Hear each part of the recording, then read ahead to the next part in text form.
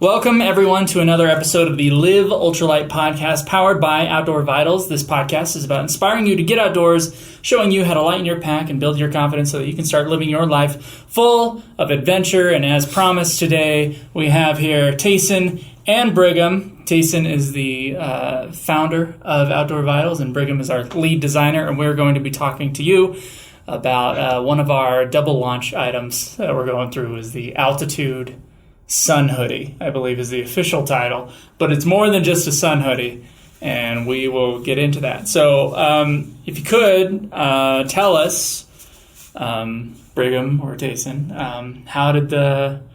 what did you set out to accomplish with this hiking shirt? It's been a minute. I'm realizing, just trying to think back to the origins. Been so busy around the office, I didn't think too much about this before we hopped on the podcast. But trying to think back to like where this project started. I don't know if you know. Jump right in, Brigham. Well, it has been a while, but we have, for those unfamiliar with our brand or our product line, like we previously this year we launched like the Turn hoodie, which is a merino wool blended, really lightweight hoodie. Think of it as like a lightweight performance fabric. So it's not a hoodie that's going to keep you warm, but like base layer type, really lightweight.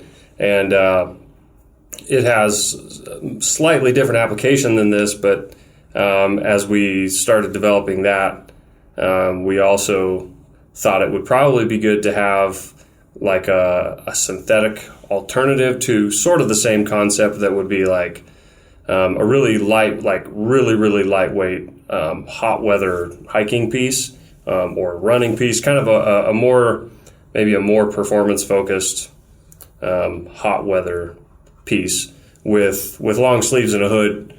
Because with how light we can get fabrics, wearing long sleeves and a hood for sun protection, it's pretty practical. So you can get the sun protection without worrying about sunscreen, putting it on, getting wearing sunscreen off, on gear and just the greasiness of sun protection. So and then kind of I know a little bit of my thought process was just thinking of like, what's like the hot weather hiking shirt that I want to hike in?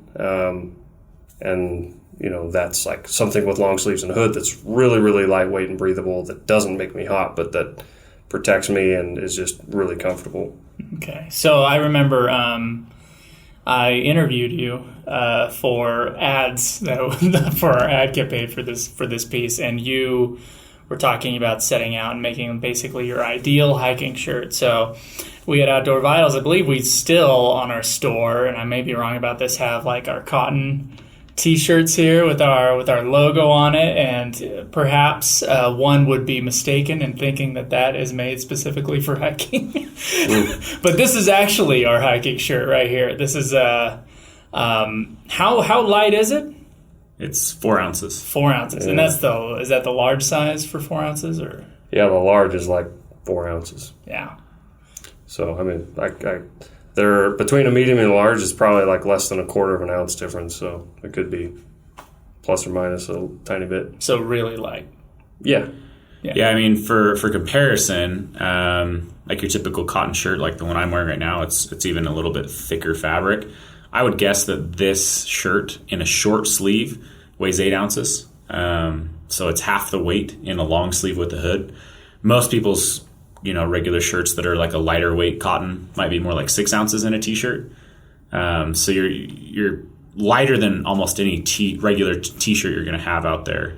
But you've got long sleeves and a hood. So it is an incredibly, incredibly light fabric. And to kind of go back to what Brigham was getting to with where this project started is we do it at all points in time, just kind of cast a lot of lines in the water and start probing on research. And I think that's essentially what ticked this off, is us saying, all right, what are most people using right now? And a lot of people are using these sun hoodies and polyester sun hoodies and synthetic sun hoodies. And so we just started to reach out to our fabric suppliers and say, what do you got in this type of parameters? Something that's roughly this light. Send us fabric swatches maybe, and then we'll see if there's any that we actually want to test and prototype. And so it was really just kind of more of a, this is an important part of a layering system. We're trying to build the best layering systems we can, and so let's just start testing fabrics. And we tested some fabrics. Yeah, we did. It's funny because I gotta say, I was not feeling a lot of freshness in my memory when we first started, but just starting talking about it for 2 minutes, thought processes come back and back into the front of my memory. So I'm remembering other factors, when I say a good hiking shirt, an ideal hot weather hiking shirt. Well, the other, if you find the right warm weather super lightweight hoodie, it actually can cross over to different purposes, like a primary base layer when you're starting to layer, because it's such a thin, breathable fabric. And if it's designed and fitted right, it'll be close enough to the body that it actually wicks moisture off your skin. And so, I'm remembering some of those things where it's not quite as simple as just a great shirt to hike in, because when you look at fabric weights and fabric instructions, then you realize what they do. And so I guess when I said we kind of wanted to have a synthetic hot weather hiking shirt or hoodie, the reason for that is, a polyester dries incredibly quickly, especially in this weight class and construction of fabric. So it wicks moisture and it breathes so well, and then it dries really quickly. So it really does make for a really good hot weather piece, and that goes for not just hiking, but running, very active, physical sports type, things. If you were to go play tennis in this, or go for a run, cycling, mountain biking, I mean, that's kind of where that comes into play. So there's a lot of applications for this. I'm wondering, for those out there who maybe bought the Turn, where does the Turn's functionality end or overlap with this the Altitude Sun Hoodie, and where does the Altitude Sun Hoodie shine in comparison to the Turn? I've spoken to this on some videos, I think, talking about base layers and just going through some of that. And what I'd probably say, in my personal opinion, and Brigham might have a slightly different opinion, there's a lot of overlap and there's a lot of preference. So you do get to ultimately make that choice. But for my perception, what I prefer to use the Altitude Sun Hoodie when I'm doing higher level exertion activities, meaning I'm much more likely to be sweating. That's the biggest one, because this polyester will wick faster, dry faster, essentially. Mm-hmm. The Turn actually has a nicer feel against the skin. It's more comfortable. It's probably better at temperature regulation, and it does dry incredibly fast for a merino wool. New Yarn's technology, the way that they knit their yarn and stuff, it is incredibly fast for wool drying piece. However, wool is going to be hydrophilic, meaning it's going to pull moisture into it. It's not going to dry quite as fast still. So this polyester will dry faster. So what I have found myself doing a lot of times is I'll just kind of evaluate what the trip is. If it's high exertion, I'll tend to lean towards taking the Altitude, especially anything I'm trail running, anything like that. The Altitude is going to be preferable for me. But I do love to sleep in the Turn, because next to skin, it's so nice. It's so good at temperature regulation. It's warm when you need it to be warm. It's cool when you need it to be cool. Or just a moderate level backpacking trip. I like the Turn a lot. But that's kind of where I draw the line. And a lot of times that actually means that I'm taking one for a sleeping setup. Like maybe I'm packing in the Turn for to sleep in or something, because it's only 5 ounces maybe, or 6 ounces. It's a little bit under 6, I think. It's still incredibly light, so if I am going to take two, I have found myself taking one of each and kind of applying them differently on the trip. But that's probably the biggest differentiator, is just the level of exertion is what determines which one I would pick. I'd say there's a lot of overlap in my preference with Tayson's.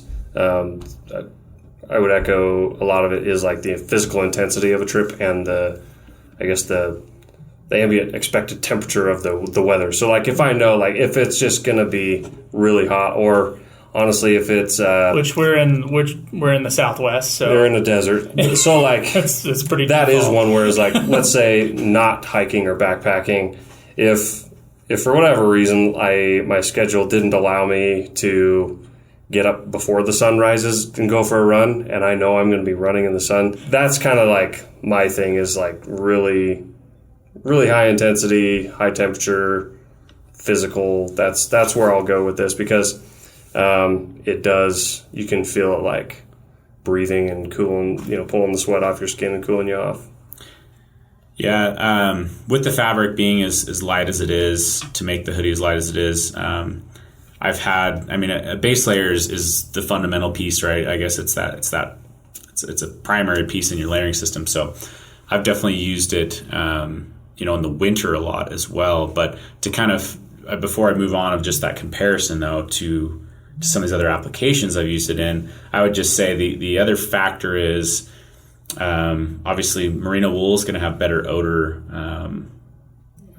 defense, I guess. Like you're going to develop more odor in this piece over a 5-day backpacking trip than you would in the turn, using merino wool. Merino wool is antibacterial by nature, and so you're going to reduce odor over a long period of time with that. But typically, for us, if we're doing a high exertion activity, everyone expects to be smelly, and so it's not a thing. But there's definitely just one more thing to note there. But to just kind of build on what Brigham was saying with some of those applications, I've definitely done.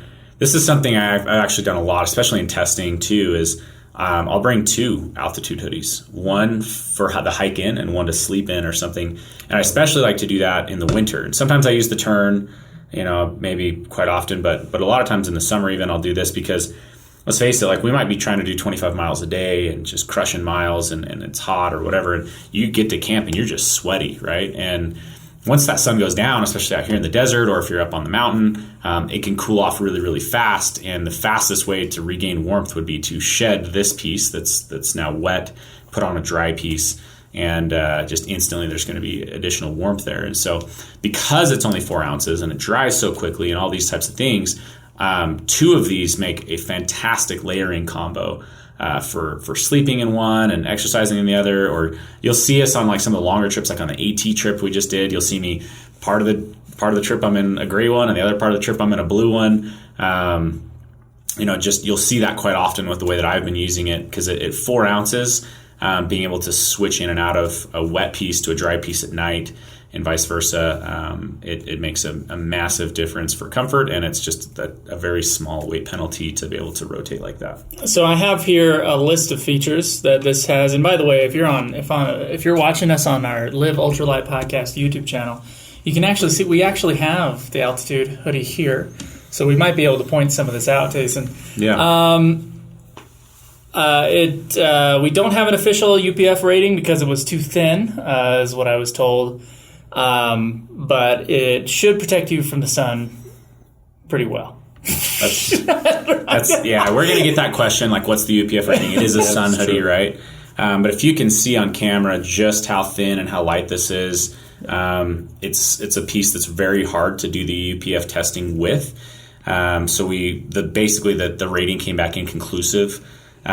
So we've only got but really we've got a ton of field time in this, which is where our experience comes with this. And we've had this, for those of you that have been at 12,000 feet in the direct sunlight, that's an incredibly intensive sun that'll cause sunburning at a much higher rate than if you're at the beach. In fact, I was just at the beach less than a month ago, and I couldn't believe like how little sunscreen I needed, because I burn very easily, but I'm used to being in the desert, I'm used to being at high altitude. I just couldn't believe how little sunscreen I needed versus up on those peaks. And so we've had this up on the peaks day after day, just had an extensive amount of time, whether it be, anywhere and everywhere. And it's worked very well to protect us from the sun. But yes, we don't have an official UPF rating on it. Yeah. And to just expound on that just a little bit. So when Tayson talked about us, researching fabrics and testing different fabrics, when we first got this fabric to test, we had an Altitude hoodie sample made with the fabric and tested it and wore it, and we really had a lot of positive opinions about it and good internal feedback. But so at that point we thought, well, let's send this off for third-party testing. So we had it sent to third-party testing, which is, we don't want to internally do our own testing because there's opportunity for bias. So you have something like this third-party tested by industry standards, and then they basically came back and said that it's inconclusive because the fabric is too thin and too light. They can't basically get a reading off of it, right? But that's where our testing, because when we got that bit of information, that's where we thought, well, let's keep testing fabrics, but we're really going to have to field test this a lot in the sun. And so that's basically what we did, knowing that we can't put a UPF number on it because the third-party testing couldn't have a conclusive number for us. So we had to have confidence that we could wear this for extended hours in sunlight without any effect. And so that's what we did. We set out going for runs in the middle of the day, doing all our, I use this for all my hikes, all my outdoor activities, all my exercise outside. And basically internally in the office, Tayson and others did the same thing. And then, I actually would ask people on our company trips to wear this just because we're just trying to make sure that we're doing our due diligence and so that when we launch the product, we can confidently say, like, you're not going to get burnt by the sun by wearing the shirt because we know there's not going to be that number attached to it. So, which is interesting to me because I've never gotten burnt. And I'm a redhead, so I burn immediately when I walk outside. I've never gotten burned in any shirt, period. So, because of how light it is and because of the coverage, I feel like that protects you more than anything else. Yeah. I'm similar to Joe. I burn very easily, and it's worked great for me. So I'm one of those guys that if you're kind of wondering on the fringe side of things, and it gets touted a lot, and I don't want to harp on this too much longer, but it's touted a lot like, there's a 50, this is a 50 plus UPF rating. Well, what does 50 plus mean? And especially like with our turn, right? Our turn has a 36 UPF rating. And essentially, like that UPF rating is very significant, right? Because at a 36 UPF rating, which isn't the 50, right? Because if you're like, oh, nope, I need a 50 UPF rated sun shirt before I'll touch it.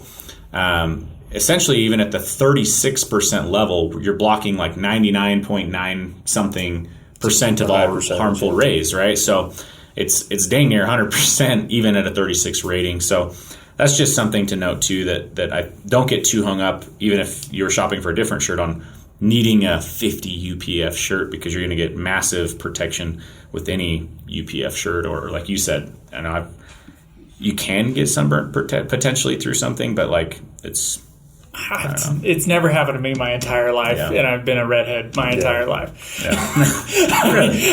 It hasn't changed.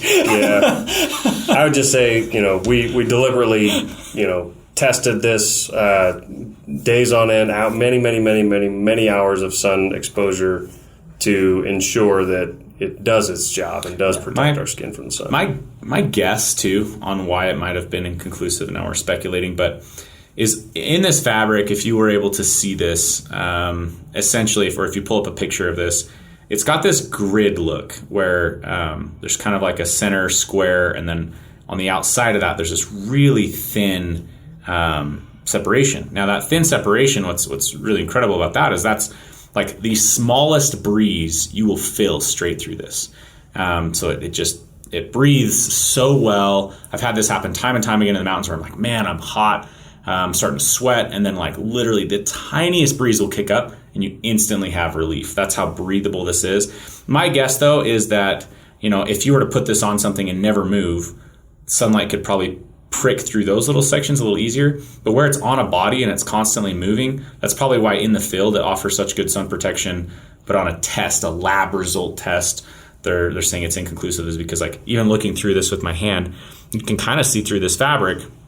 But really what I'm seeing is just through those little tiny holes per se of where it's thinner. So might be something to do with but it. in practicality, it doesn't really mean anything. Yeah, it's not going to sit on your skin and never move, in the field. So we have on here, it's 100% polyester, like we said. It's quick drying, breathable, moisture wicking, excellent stretch. Is excellent a measurement, Brigham? To go back to some previous podcasts about fibers and yarns and. No, not in this case. Not in this case. Excellent stretch. So it's got a lot of stretch. Excellent is our subjective measurement. Yeah. In fact, one of the after we'd made a few prototypes of this and found some other fabrics, we had the hoodie made in some other fabrics too, and one of them we thought might have some potential, and we spent quite a bit of time in that one too. It was a little bit heavier and thicker fabric, and I had a lot of people take that. In fact, that was actually when we went and did the Uinta Highline trip, everybody was wearing that sample. So we all had matching white hoodies. Yeah. We had other ones, but the white ones.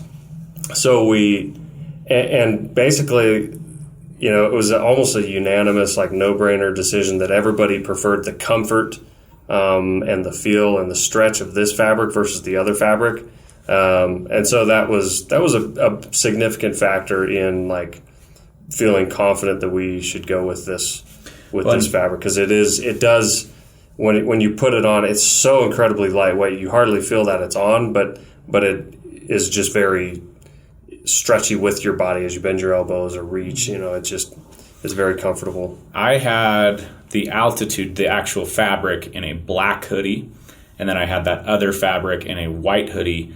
And even though the white would be, less hot per se in the middle of the day or whatnot, it's not soaking as much. Yeah, it's not pulling in all the heat. I was still preferring to use the black one because it was so breathable that it's always windy at high elevation, right? So even though it was potentially absorbing more heat through just sun absorption, just the difference in how breathable that fabric was, or this Altitude hoodie was, it offset it, plus the comfort was the icing on the cake. So by the end of that trip, I was just using the black version of this over the other Sun hoodie, just out of pure comfort and breathability of the piece. That is something interesting. We do offer a black version of this, and most people would think, it's a Sun hoodie. It's a Sun hoodie. Why are you doing that? That's just going to soak up the sun, which is true. Mm-hmm. But because of how, I guess, light and breathable the fabric is, you will hardly feel a difference. That's the idea. Obviously probably the absolute best color for the absolute, coolest feeling on the mountain is going to be this lighter gray. The blue is also very light.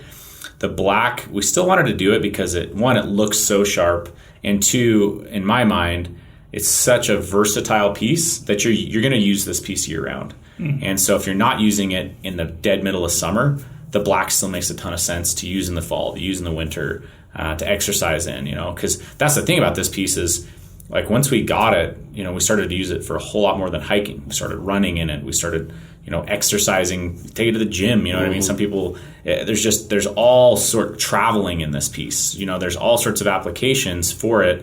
And I think that's really where the black comes in. I think most people, especially at this price point, most people will either that do order one will end up ordering another and potentially another because of the price point we brought it in, but they'll start getting it and they'll be like, man, I'd rather be wearing that, doing this activity than this shirt. Yeah.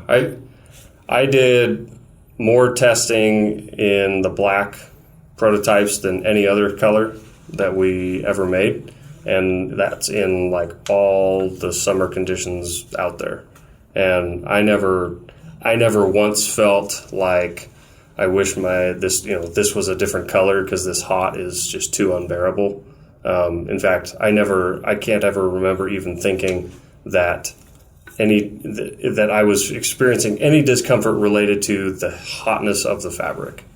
So, it's in terms of actually UPF protection, the darker the color, the more protection it gives. So that's could be part of it because sun protection, hot sun on the skin actually increases your body temperature. So Tell us about the design of the hood and the collar on this piece. Well, I mean, we want the piece to be as light as possible, which means we didn't want to like make any kind of like adjustable hood or anything like that, but we wanted the hood to be usable and comfortable, yet not distracting and not tight, that it was uncomfortable. So we did actually a lot of like small shaping and tweaking of the hood to get the right amount of like contour following or the hood following the shape of your head and neck without compressing against your head and neck. Without feeling constricted. So that when you do move with the stretch of the fabric and the shape of the hood, that it's going to move with you and not feel like it's getting hung up. And then same thing like with the collar. We wanted a collar that was a little bit higher in the front, so it wasn't kind of leaving that white top of the chest skin exposed to the sun. We could shave off a few more ounces off this if you guys all grew beards, because you wouldn't need the front collar there. But come down to your we could do a big V-neck and it'd be just as practical. That would work. But so the front collar height, there was quite a bit of deliberate design there where we wanted it to be the right height when the hood isn't on, but also be the right height when the hood is on. So if it's too tall when you put the hood on, then it's like trying to either like get over that point of the chin or get caught under there, and then it's kind of like pulling the hood, the face opening a little bit, and that's distracting and uncomfortable. So we really spent time dialing in the collar height and the face opening height so that when you do pull up the hood, it does bring it up so it protects your neck. Even the top of your chest and the front of your neck, it's protected. And then when you take the hood off, it still is protecting that top collarbone area. So, Ragland Sleeves. What are they and why are they? Why do we put those on our stuff? I think, an active piece, especially a piece that's going to be for like very active activities, you're mobile, you're moving around, and then incorporating backpack. The Ragland sleeve is where the seam, instead of being on the top of the shoulder like this, the seam, like a regular t-shirt. Yeah, basically the whole sleeve piece comes all the way up to the neck. So there's no interruption in the pattern piece. So it's how the sleeve is connected to the rest of the shirt. Yep, and it keeps the seams forward of the shoulder and back of the shoulder. So on a shoulder strap situation, like there's not going to be chafing or rubbing on the top of the shoulders.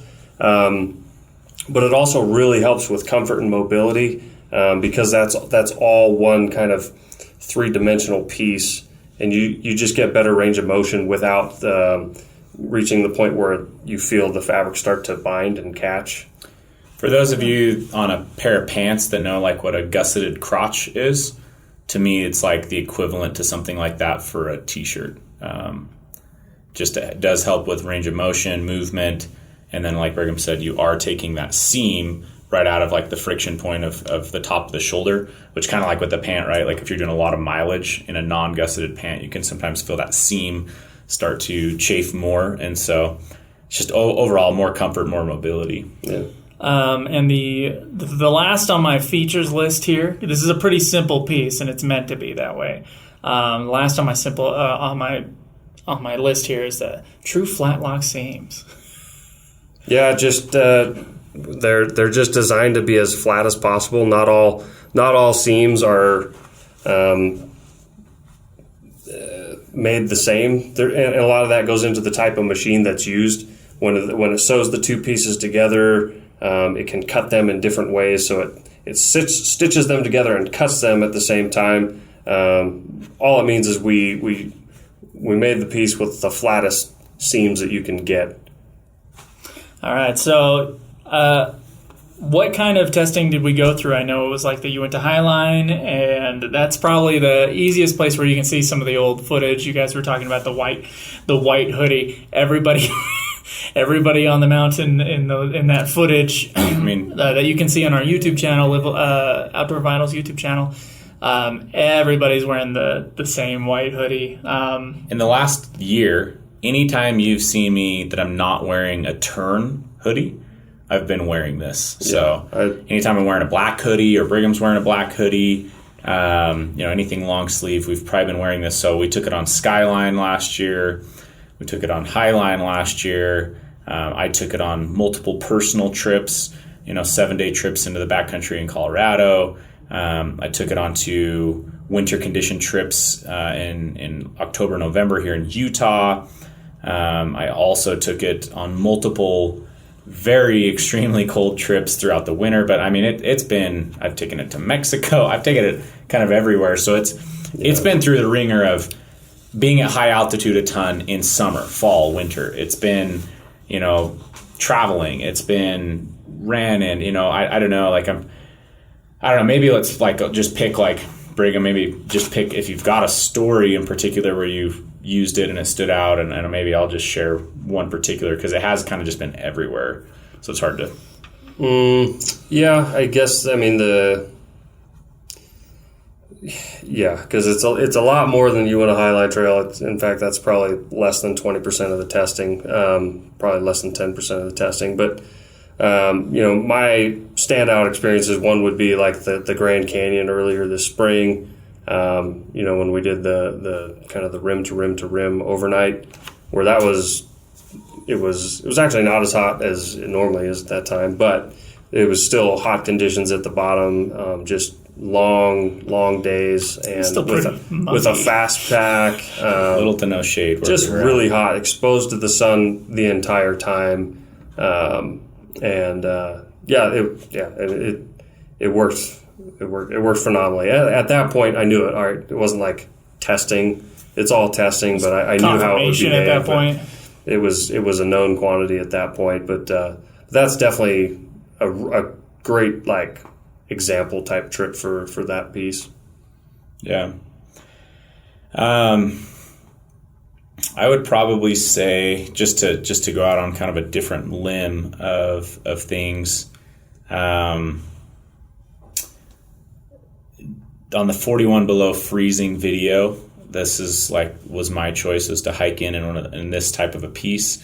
So I hiked in solo in that video wearing this piece, if I'm remembering right. And I strictly chose it even for those type of conditions because I had so much confidence in its ability to dry. So obviously I'm hiking in with that plus a Ventus over the top. But when you get there, you're still going to be sweaty, and in those type of conditions, you want to be as dry as possible. Anytime that you're not dry, it's an opportunity to freeze, and once it freezes, that moisture is not coming back out of the piece. It's got to stay quick drying. And so in that scenario, I had so much confidence in it that's what I choose to hike into. So I hiked in, the temperatures start dropping below freezing, the wind's picking up, but still wearing that piece and dried out extremely quickly. While I was still putting up my camp, even though you're hiking in snowshoes uphill for 2 hours or something like that, so you're definitely sweating, and the sun's still up at that point, so it's warmer temperatures. And just developed a ton of confidence for its ability to dry even in those type of conditions. And like I said, I probably in bed, after all it was all said and done, I switched into a turn hoodie, I think, to sleep, if I'm remembering right. But I didn't need to. This piece had dried out that quick. In sub-freezing temperatures, sub-zero temperatures Fahrenheit, that it was just an incredible piece. And so I've utilized it in that type of scenario a lot, and just have a lot of confidence in its ability to dry. Going back to Highline, we were getting dumped on so much moisture after. So it was we had these days where we're getting baked by the sun, and so we're getting the testing of in this piece of just getting baked by the sun. And then on the flip side, it literally flipped the script on us to where it's snowing and raining on us for the next 2 days. And this was what I had, out there. And I was basically at that point, I kind of ditched the white one and was spending all my time in the black one, which was what this one ended up being that we went with fabric wise. But just having the confidence that piece can wick moisture, evaporate the moisture. Sometimes you're getting 20 minutes of sun in between like storms, like the clouds part, you know what I mean? And its ability to dry quickly enough to get you comfortable again before the next onslaught comes in and stuff. So just developed a huge amount of confidence in its ability to perform as a base layer should. And again, going back to what a base layer is really a moisture management system in so many ways. And so pulling moisture off your skin and evaporating it is really the primary function of a base layer. And this piece does it at an incredible rate, and it's light enough that I typically carry two and just can swap it out if I choose to, or there's just all sorts of options with this piece. So definitely had it in some extreme situations, and it's always pulled through. It's definitely a staple for me at this point. All right, guys. Well, if you want an excellent hiking shirt, please go check out the Altitude Sun Hoodie. It is you can find the link in the description of this episode, and by going through that link, you let Tayson know that people actually do, in fact, listen to this podcast. You got to give them a pitch if you want people to know. I mean, the pitch, I would say though too, that one of the coolest parts about this piece is there's comparable pieces on the market. I think we dialed in the fit better than anyone. I love the fit of the piece. For a base layer, but the price point is truly phenomenal. Again, coming back to our direct-to-consumer business model, and we didn't design this for a price point. We designed this testing all the fabrics and just picking the most performance-focused fabric. But the cool thing is when we finally got to quoting the piece, it was like, wow, this is an incredible piece for what it is, and we actually, took a slightly lower margin on this just to make it even that much more attractive. But we really think this is a piece that for a price point of $49, it's hard to rival and match it. So I would just wanted to throw that out there. It's an incredibly well priced piece too. All right. Well, feel free, you guys, to check that out. Feel free to send us your comments, questions about backpacking, cool outdoor stories, or ideas for future episode topics. If we think it'll bring value to our audience, we will read it out on the show. And you can send them by commenting on our Live Ultralight Podcast YouTube channel, or you can send us an email at liveultralightpodcast@gmail.com. Please send us your positive iTunes reviews. We will read those out on the show. And if you're not subscribed, please subscribe to us on iTunes, Spotify, YouTube, or wherever you get your podcasts. Thank you very much.